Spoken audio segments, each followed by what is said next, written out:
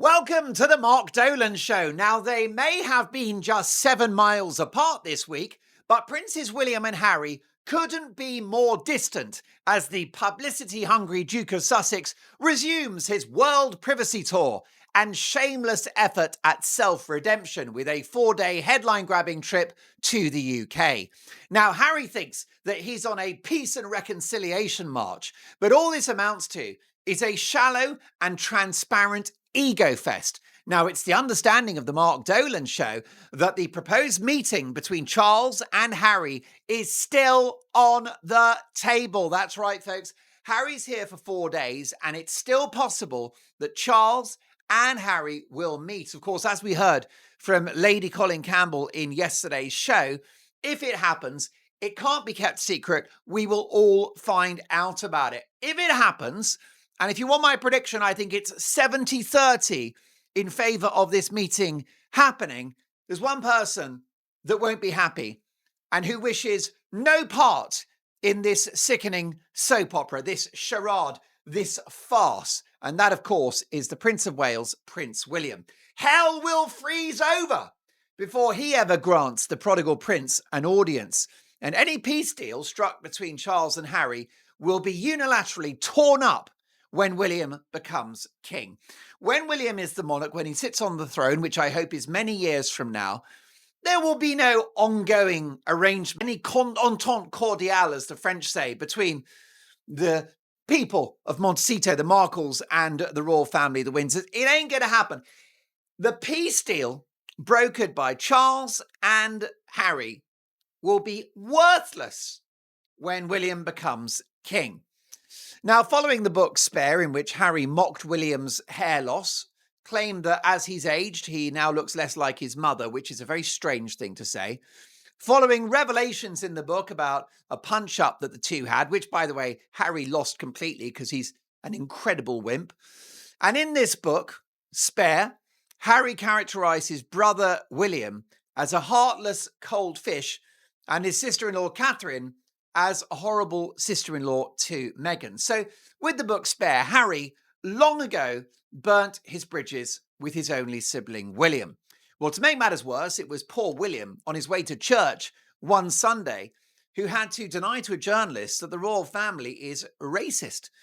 That's right. He was going into church and one of those hacks with their notepad. Do journalists still have notepads with a little, scribbling?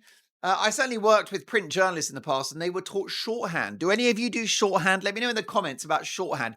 It used to be worth having shorthand. This is a way of writing with fewer characters, so it's quicker and it's perfect for journalists and secretaries and those sorts of people. Anyhow, so you got one of these journalists and Harry's walking into church and he said, Your Royal Highness, is the royal family racist? And he turned around with this amazing dignity and he said, we are very much not a racist family. I love William's demeanour.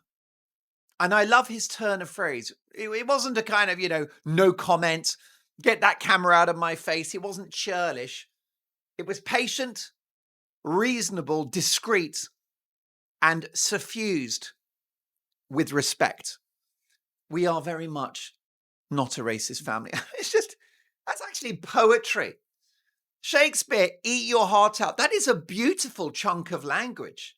What a sentence. We are very much not a racist family. That is elegant. That would have Oscar Wilde looking over his shoulder in terms of sheer lyricism. It wasn't, we're not racist, mate. Leave me alone. We are very much not a racist family. Just beautiful, okay? But isn't it extraordinary that William had to say that? He had to say the word racist on his way to church because of that wretched brother of his who appeared on the Oprah Winfrey interview claiming exactly that of an unnamed royal family member who simply wanted to know what Harry and Meghan's unborn child might look like and which of the two parents the child may take after more, which is the conversation that's been had by every family since the beginning of the world. It's what everyone says. When we were expecting my two sons, Elton and Bernie, we wanted to know whether they would inherit my charm and good looks, or whether they would get Mrs. Dolan's feet and short temper. It was never clear how the kids were going to emerge. But anyhow, so the bottom line is that he had to say that. He had to say we're very much not a racist family. So at this point, right, William is, I haven't got to the bit yet. We haven't got to the key part of today's show. We haven't even started yet, folks. We have not even begun. We've only just begun. I promise you, we haven't started. So, the Carpenters, incredibly underrated band. I think Karen Carpenter is there a better singer in music than Karen Carpenter? Let me know in the comments. I think they're incredible. Richard doesn't get the credit he deserves. Songwriter, producer. I've just got into the Carpenters and I'm actually obsessed with the Carpenters. Your opinions on the car. If you don't know them, if you're one of my lovely younger viewers, check them out. It'll be good for you. It's musical nourishment, not like the awful CRAP that's in the charts these days. You're welcome. So this is not even the bit yet, right? We've not got there. So he has had young Williams had to say we're very much not a racist family. Williams already out. Okay, he is done with his brother. It's over. Of course, we know that insiders close to William have said, and I quote, he effing hates his brother. Well, this week it has got worse because arriving in the UK, you would expect Harry to be at his most diplomatic. He's looking for a peace deal. And yet he launches what can only be described as an extraordinary attack on his only sibling, William. Right? He's here to build bridges and he's here to connect with Charles and hopefully in some ways have a little bit of a peaceful vibe with William as well, which is, we know he's on a hiding to nothing, but he's got to try. You can but try. But he's attacked William 3 minutes after touching down at Heathrow Airport. So here's what happened.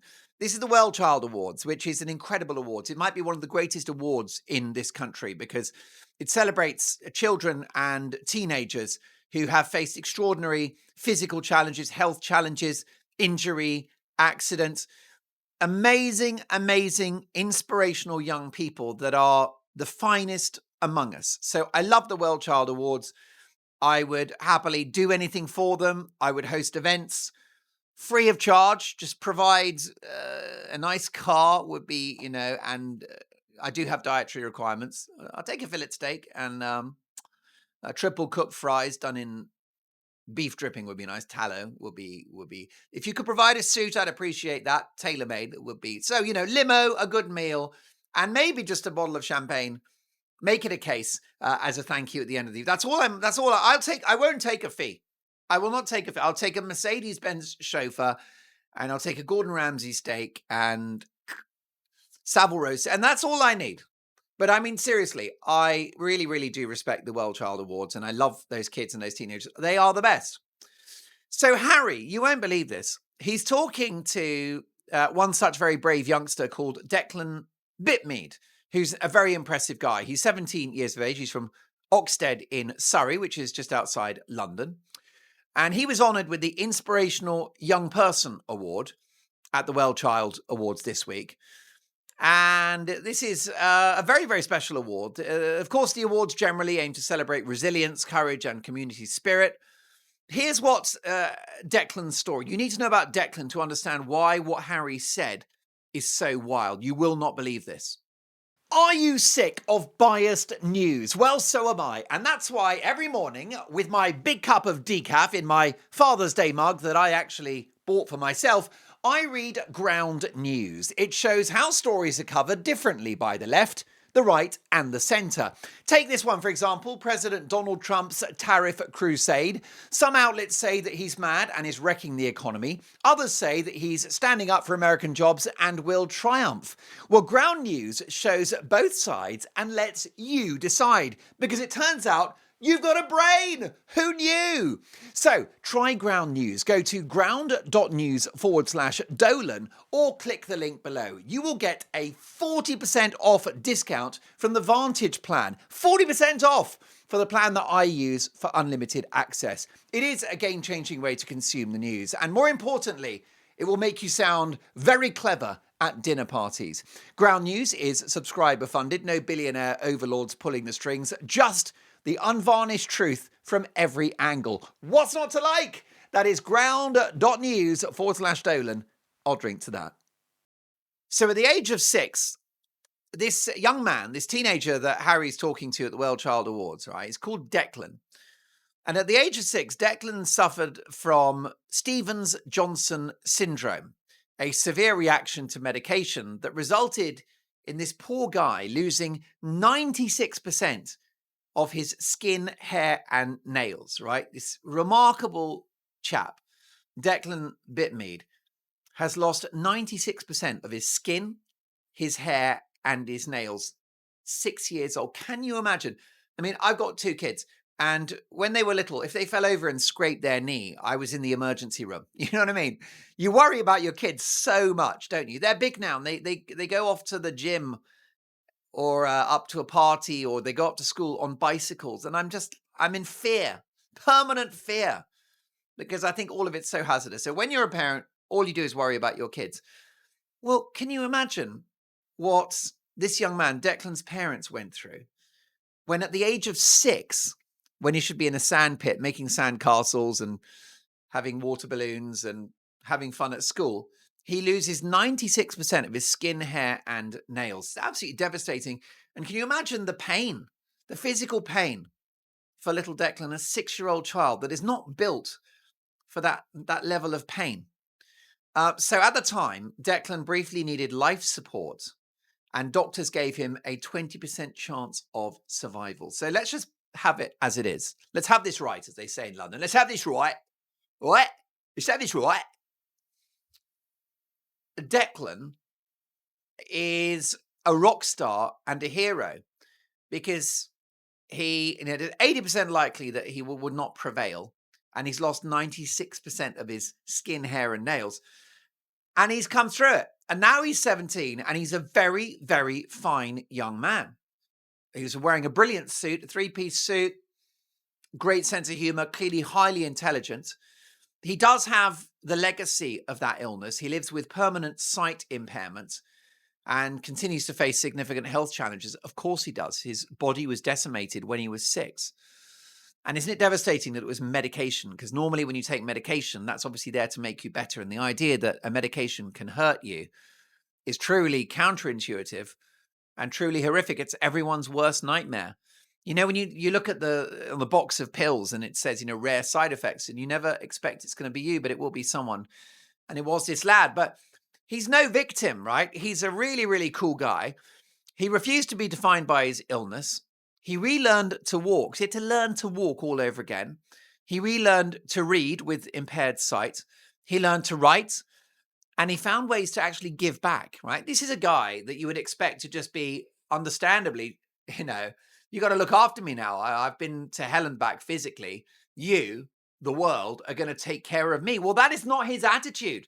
This Declan lad is the opposite of Prince Harry, whose entire life is one long pity party. Oh, poor Prince Harry, my terrible life. Humpy dumpy dumpy dump. Oh, Declan, I know you suffered an extraordinary health incident when you were 6, but it wasn't as bad as my life, where one day I wanted to use my gold cutlery, my solid gold cutlery, when I was eating my steak, and it was all in the dishwasher, and I had to have stainless steel cutlery, and it was a nightmare. Humpy dumpy dumpy dump. Poor Prince Harry, world's least happy millionaire. So Harry, who is a professional victim, is in the company of this legendary figure of Declan, who is a giant among human beings. Because we're not worthy. You and I, we've all been through a lot, haven't we? But let me know in the comments, have you been through more than what Declan went through? At the age of 6, to be struck down like that.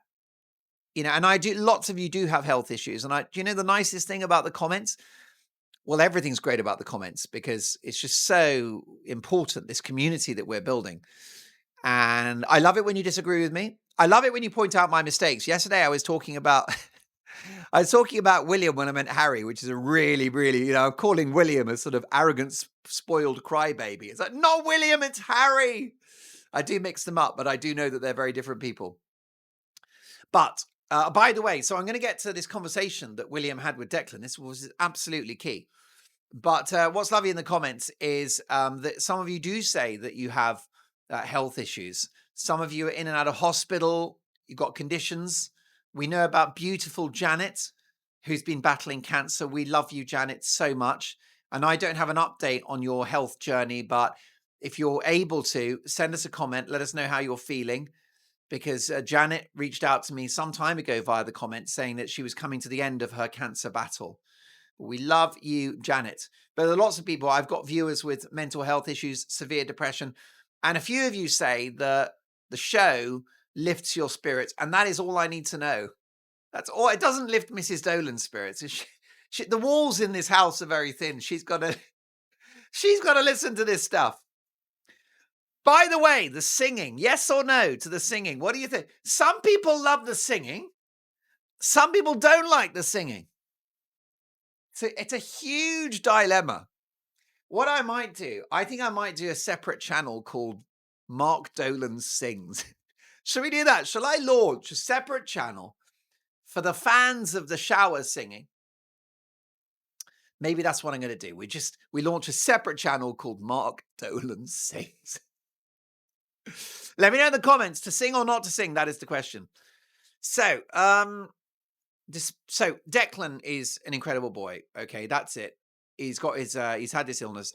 He's now raises money. He's raised over £25,000 for 10 different charities by organising football fundraisers. And he himself, in spite of his sight impairment and health issues, has climbed the O2 Arena in support of his brother's dodgeball team. Now, the O2 Arena is it's like the Hollywood Bowl or the Staples Center in Los Angeles, or the Dodgers Stadium. Do you know what I mean? It's a really, really big venue. So there you go. He's a great guy. We love Declan.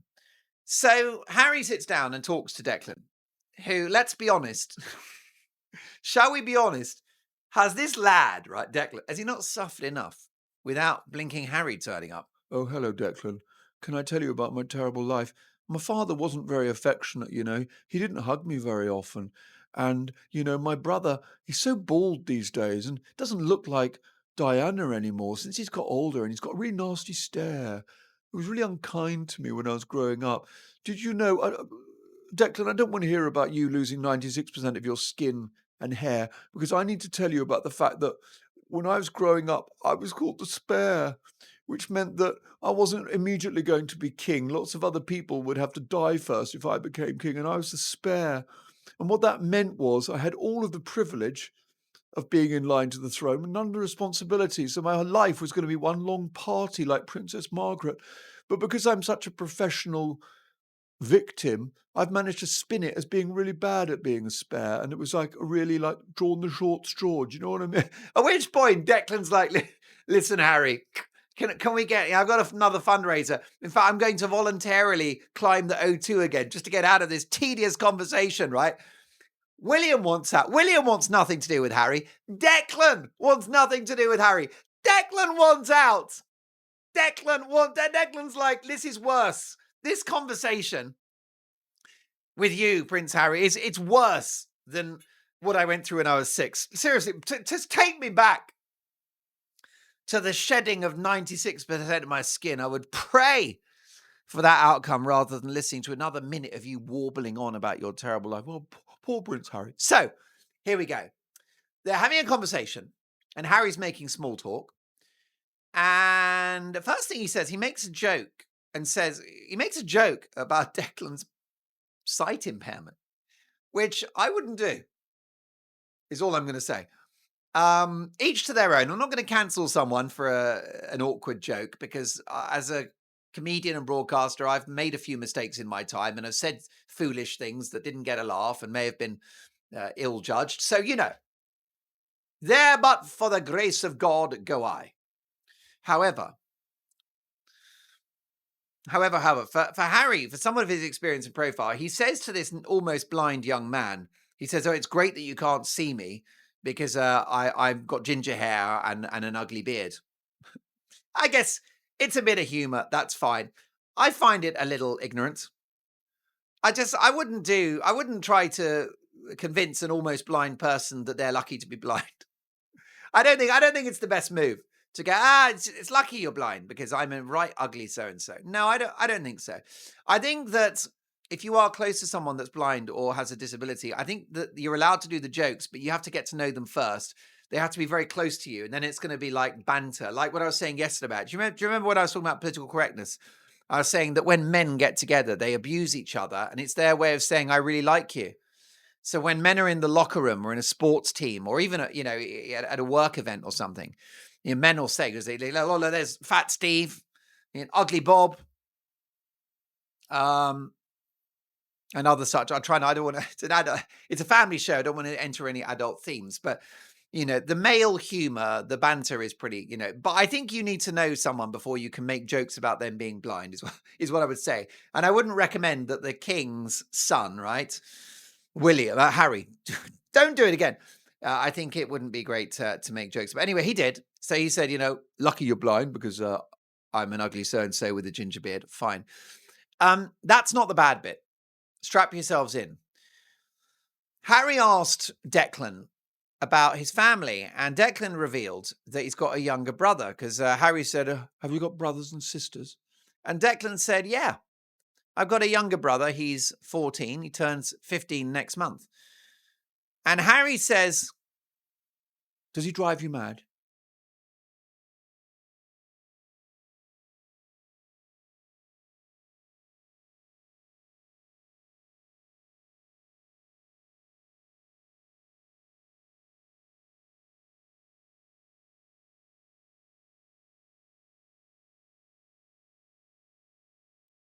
What?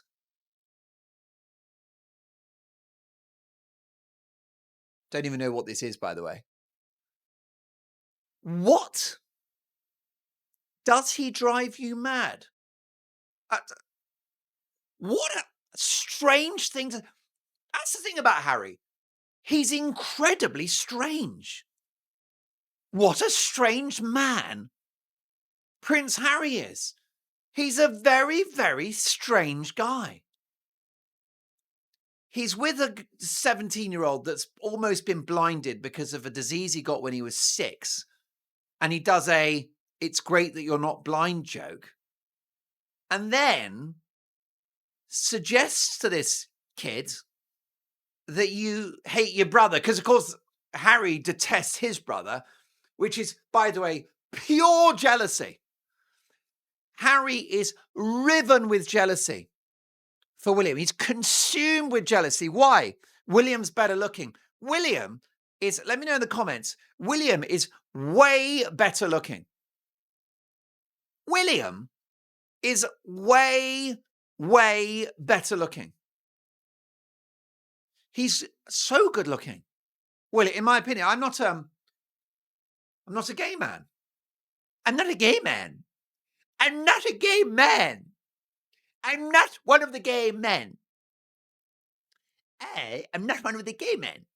I'm not a gay man. I'm not a gay man. I'm not gay.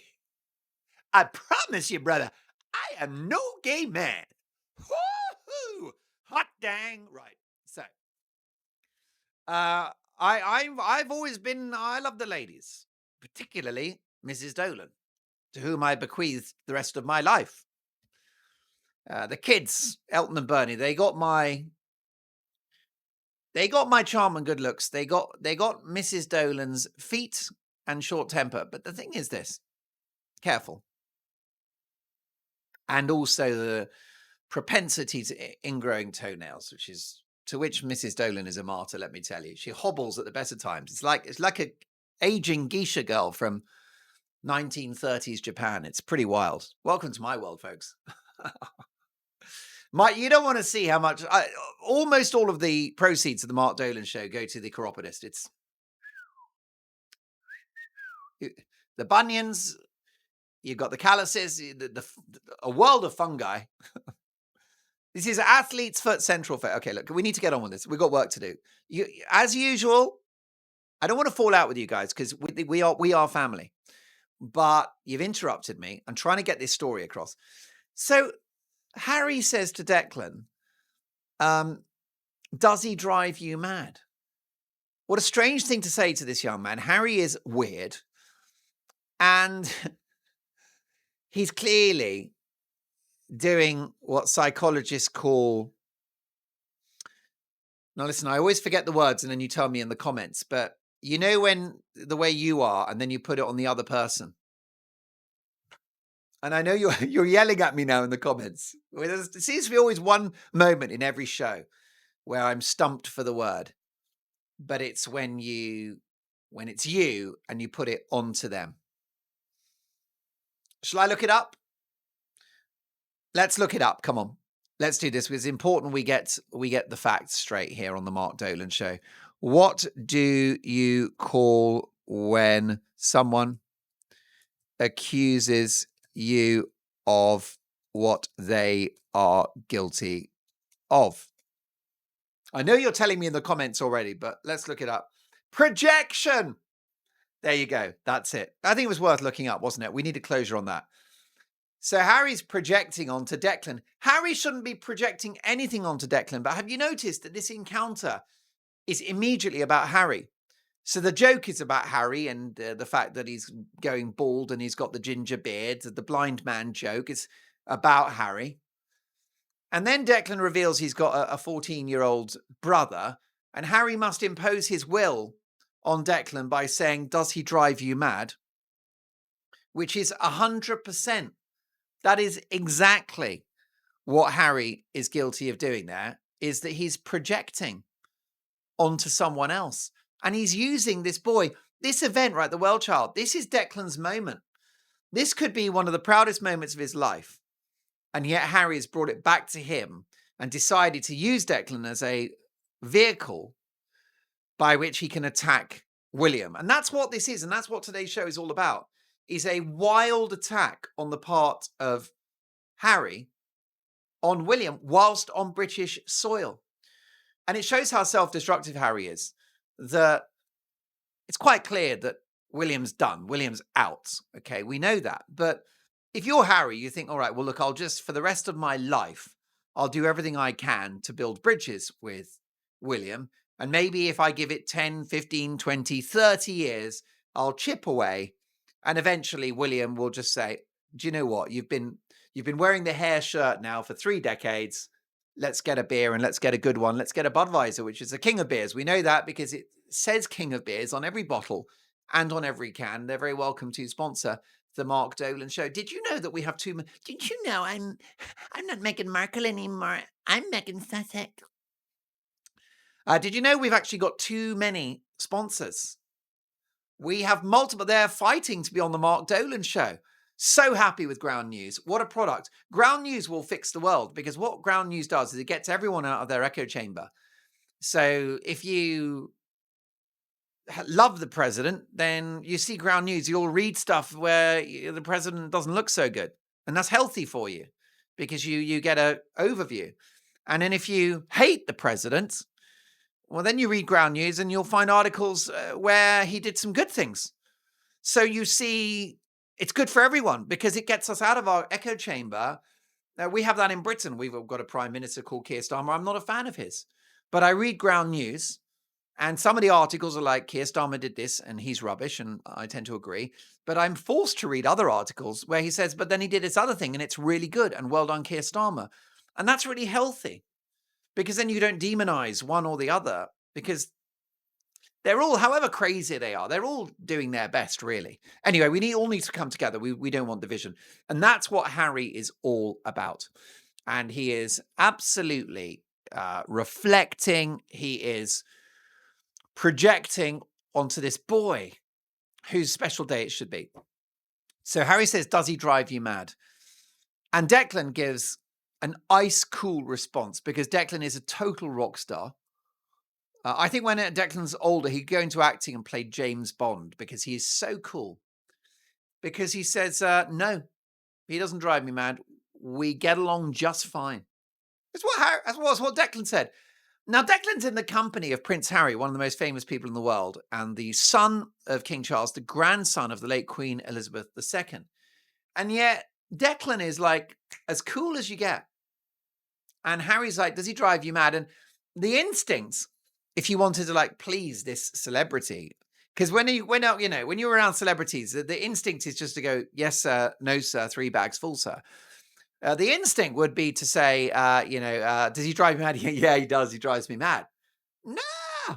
Declan's not having any of that. Declan, unlike Harry, is real and authentic and won't play Harry's game. And Harry says, does he drive you mad? And Declan says, and I quote, no. No, he literally says no to Prince Harry, right? Contradicts him. It's a thing of beauty. Declan has taken the Duke down and taken him down to Chinatown, which is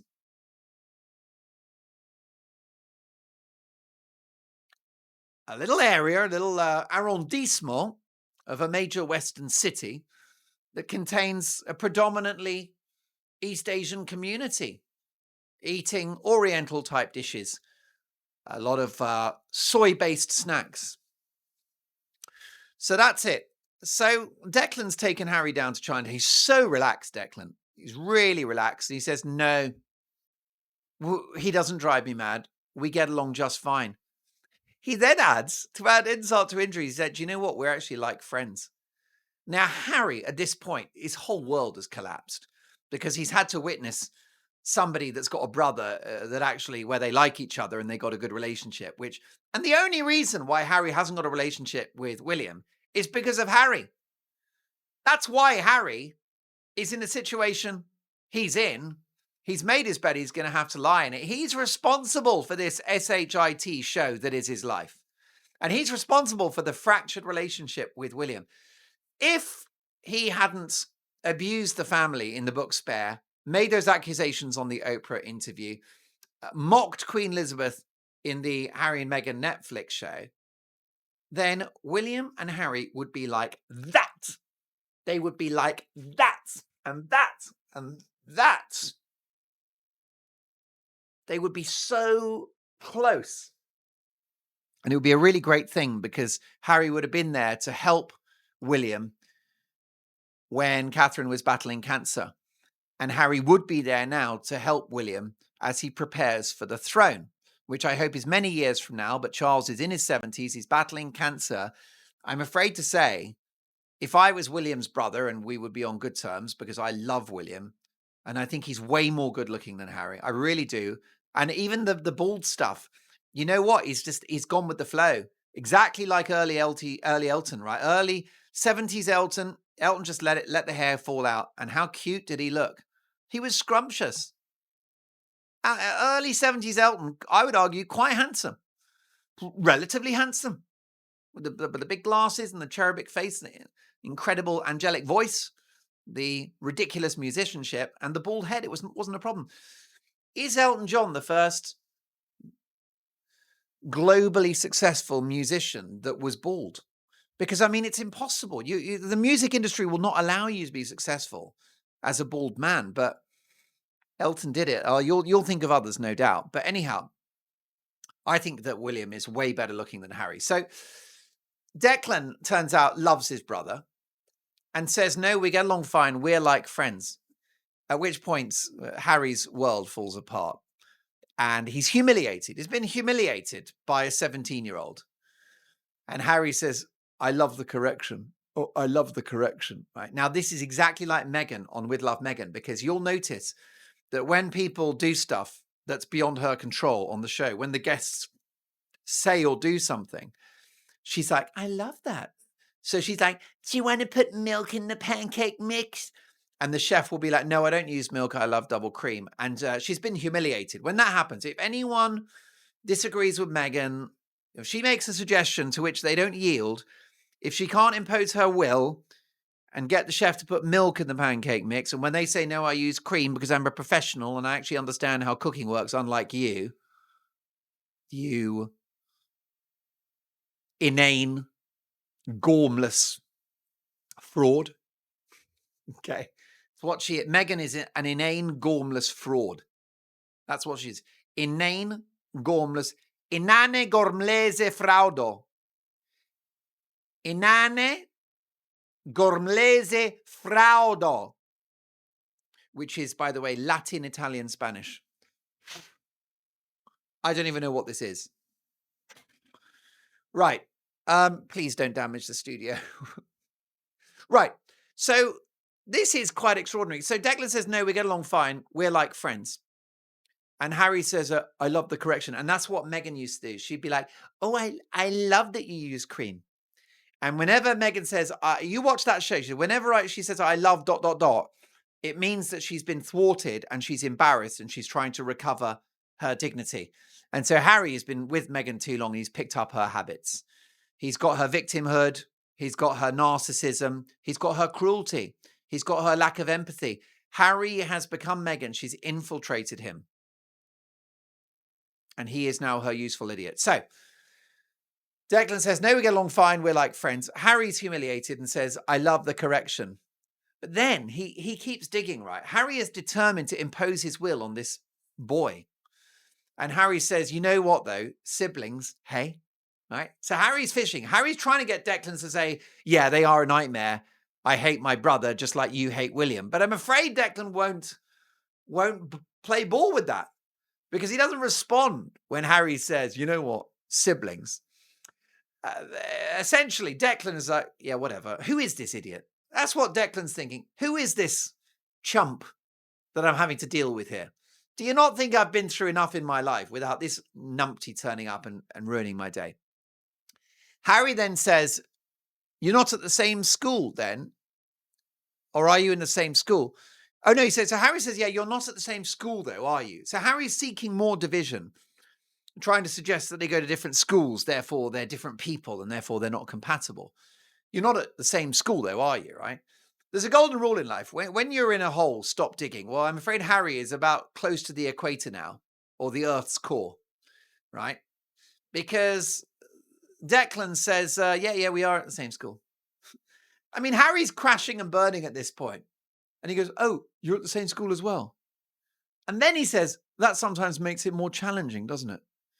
This guy is a ball of negativity. How has he turned the fact that this lad that's transformed his life after being attacked by an allergic reaction to drugs at the age of 6? How has he now tried to engineer conflict about the fact that he and his brother go to the same school?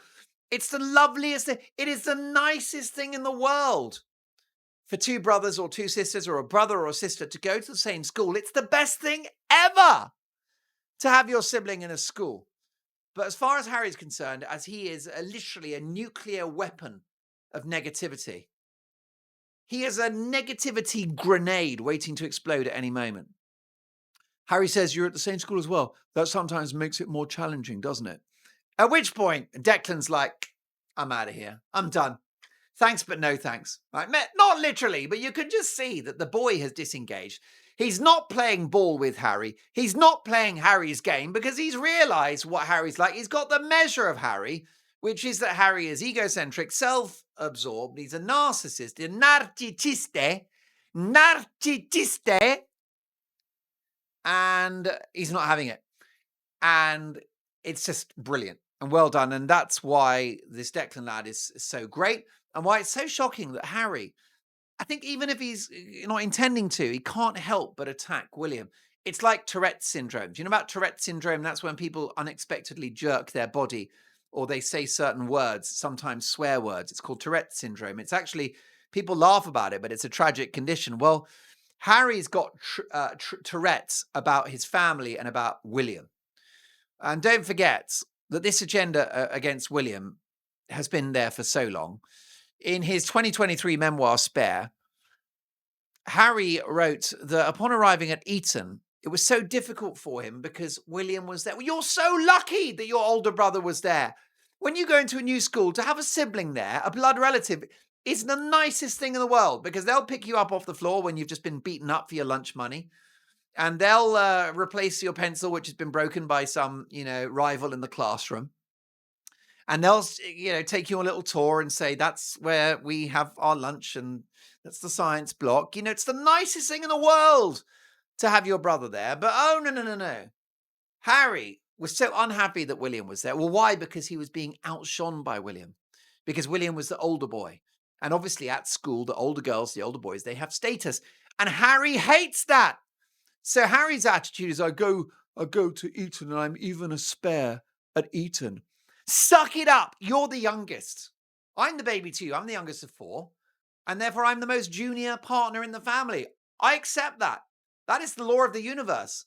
Being young also has advantages because you're always the cute one. Look at me. I mean, I'm incredibly sweet. Look at me. I don't even know what this is.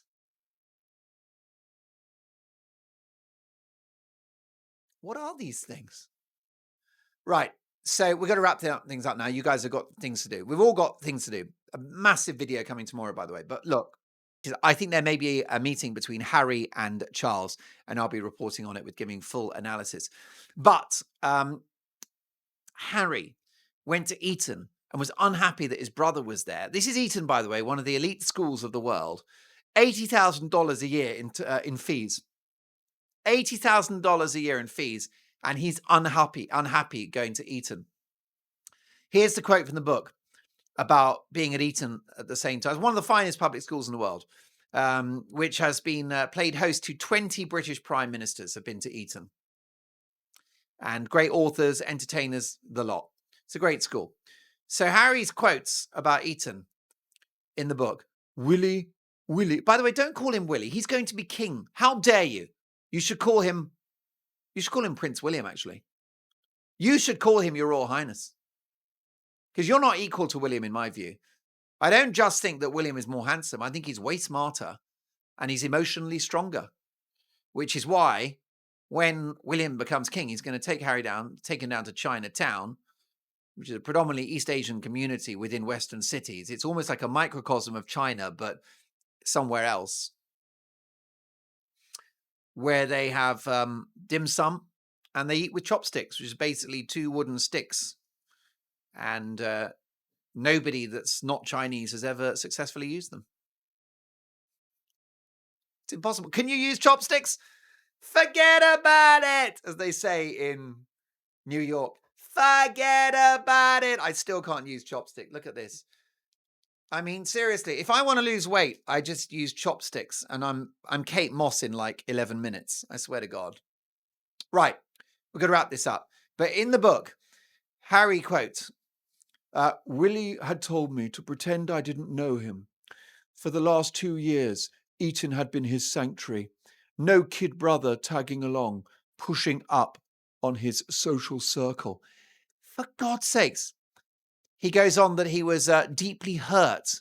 He couldn't understand why he was being excluded by his brother at the same school. He described this distancing as personal and painful. Get over yourself. This is your big brother. He's not going to give you a wet, sloppy kiss in the school corridor, but he's there for you. Blood is thick in the water, and you know if you go to Eton and your brother's in the building, he's got your back. And if someone's beating you up or abusing you, or if you need any support whatsoever, or you got lost on your way to the chemistry lab, your brother's there for you. And of course, William was there for him. But Harry's managed to poison this whole Eton experience, just like he's poisoned this encounter with lovely Declan, the fabulous and very impressive Declan Bitmead, to whom today's show is dedicated. Declan, this show is dedicated to you. You're a rock star. You stood up to Harry and you took him down to Chinatown and you didn't participate in his pity party, and more power to you. Folks, it's been great to chat. Cannot wait to see you for tomorrow's video. Stay awesome. And please like, subscribe, and all of those things. Notification bell. There may be surprise videos to come. Loving your work. Thank you for the support. Let me know what you love and don't love in the comments. I'll see you tomorrow. Bye for now.